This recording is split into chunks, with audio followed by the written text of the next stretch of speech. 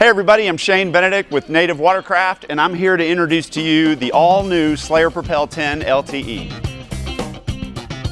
The whole concept behind the Slayer LTE design was to make something light, easy to handle, something you can throw in the back of a pickup, actually car top it, but yet keep it smart, make it upgradable, make it so you have all the features that you need to outfit it however you like. Let's now go through the entire boat, bow to stern, and we can kind of look at all the features that we have in the LTE. Starting at the front, we got a handle, obviously, so you can lift the thing up, but it's also a groove track, so you can add accessories, whatever you might want to mount on the front. While we're up here, we can look at the hull. The very front has a sharp entry point, so it makes the boat glide. It also makes it a quieter ride, but then that hull flares out, which pushes the water away from the cockpit rim, making it a drier ride. Moving back, we've got the bow hatch. Obviously, we tried to maximize the size of it so that we had as much internal storage as possible. And then we locked the hatch down with these twist locks. The twist locks actually hold down the bow hatch and the propel drive. And then you can see these crazy little features. This is actually an attachment point for the Yak Attack lock and load base, which allows you to add all types of accessories. For example, our captain's bridge locks right in there, so you can mount monitors or whatever you want to. If you do have monitors up there, there's also another cool feature, is this sort of a wiring pass through. There's a foot loop here that holds the wire down and then passes it underneath the hatch,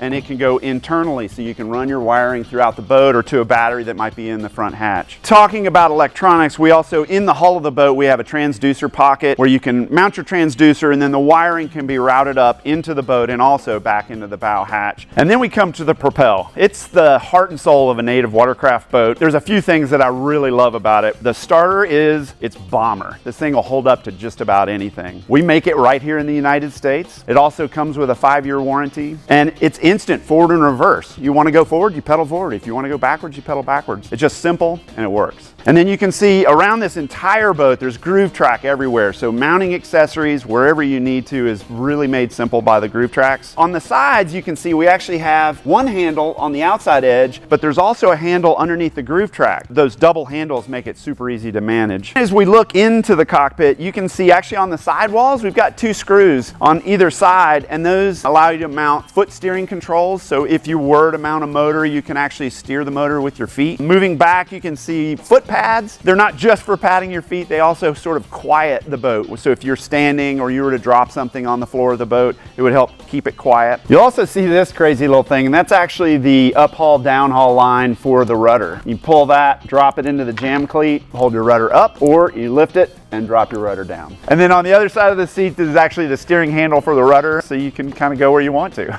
And then we come to the first class seat. The important things about it is that it's ultra adjustable. You can adjust the back for a comfortable position for that. You can slide it forward and back to match your leg length, just to optimize your ergonomics while pedaling or fishing for a full day. In the LTE, we have the high seat. That also gets you up a little bit higher, allows you to stand more easily. Moving over to the side next to the seat is a forward-facing rod holder. That forward-facing rod holder actually extends the rod forward so that then you can manage lures or fish as you're dealing with them. You can put it there so you don't have to manage the rod at the same time. Behind the seat, we come to the tank well. It's actually capable of taking the full 16x16 black pack, or it can take a smaller black pack or any kind of crate along with a battery that could be stored in the back. We've got the bungee setup with Omni hooks that really maximize hold down on the crates or any kind of crate system that you have. On either side, we've got half paddle storage. You break your paddle apart and store the 2 halves on either side here. And then also in this tank well, we've got 2 rear-facing rod holders. So literally off the shelf, you can take this boat and be fishing. Back at the very back of the boat, you can see there's also a lot going on here. There's an internal storage compartment with a storage bucket that you can put different things in. It also gives you access to the inside of the kayak if you want to route things through the boat. And then next to the hatch in the center of the boat is the head of the spring blade rudder. One of the things I love about the spring blade, when you drop it down to the vertical position, it really helps the boat track in a true way. And then next to that is the PowerLink electronics plate. Cool thing about that is it allows you to run wiring throughout the boat without having to drill a hole in your kayak. And then moving back from there, the square raised section is actually a structural spot for you to mount a motor, power pole, or any other accessories you want to mount on the back of the boat. And then again, at the very back, we've got a groove track that's double handles that helps you with moving the kayak around around.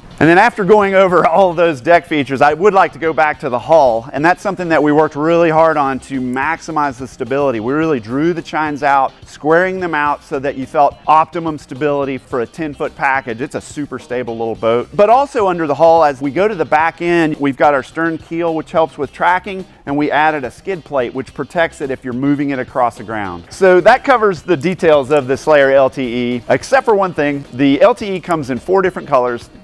This one's called Andros Green. This is Hidden Oak. This is Sublime. And the last color is Wave Strike. And as you can see, this one is tricked out. That's the whole focus of the LTE design. We wanted to take everything that we had in the Slayer Propel, light, easy to handle, easy to transport, but then add in all the possibilities, all the accessorization you can do.